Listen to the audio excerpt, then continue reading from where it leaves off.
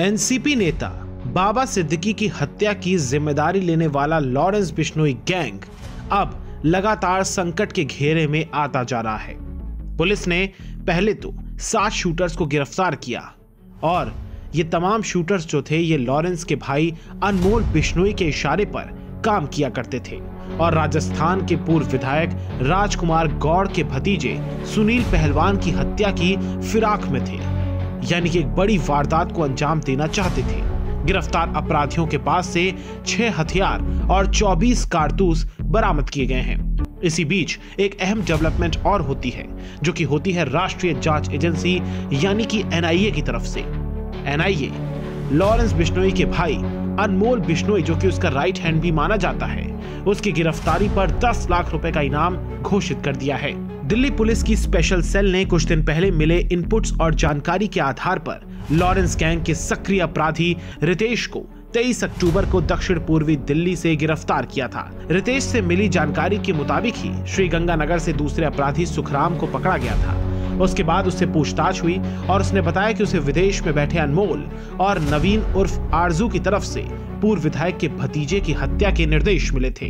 आपको बता दें कि ये अनमोल कौन है। दरअसल एनआईए के अधिकारियों ने बताया है कि सलमान खान के घर के बाहर पिछले अप्रैल में जो बीता है, यानी कि उसमें गोलीबारी की जो घटना हुई थी, उसमें जांच एजेंसी को अनमोल बिश्नोई की तलाश है। उसे सर्वाधिक वांछित अपराधियों की सूची में रखा गया है। ऐसा माना जाता है कि अनमोल उर्फ भानु कनाडा में रहता है और नियमित तौर पर अमेरिका भी आता है।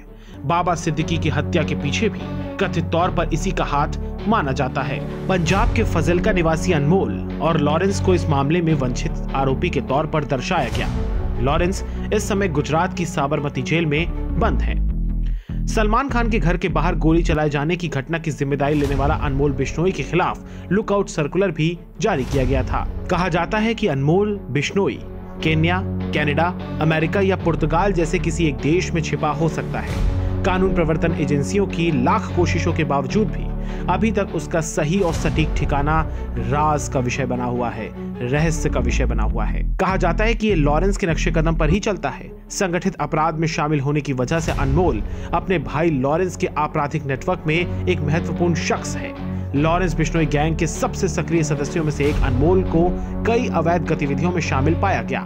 अपराध की दुनिया में उसका नाम भी लॉरेंस की तरह चर्चित है और लोग उसके अपराध से, उसके खौफ से कांपते हैं। एनआईए ने लोगों से अनमोल बिश्नोई के ठिकाने के बारे में कोई भी जानकारी देने का आग्रह किया है। उसका आपराधिक नेटवर्क लगातार सक्रिय रहता है, जिससे भारत की मोस्ट वांटेड सूची में वो शामिल है। वैसे एनआईए के सामने अनमोल का ग्लोबल नेटवर्क किसी कठिन जटिलता से कम नहीं है, इसलिए उसे खोज पाना और उसके सटीक ठिकाने को इंगित करना बहुत ही मुश्किल कार्य है। अनमोल बिश्नोई कथित तौर पर अपने ठिकाने बदलता है और पिछले साल उसे केन्या और इस साल कनाडा में देखा गया था। जानकारी के मुताबिक अनमोल बिश्नोई पर 18 आपराधिक मामले दर्ज हैं। वो जोधपुर जेल में सजा भी काट चुका है।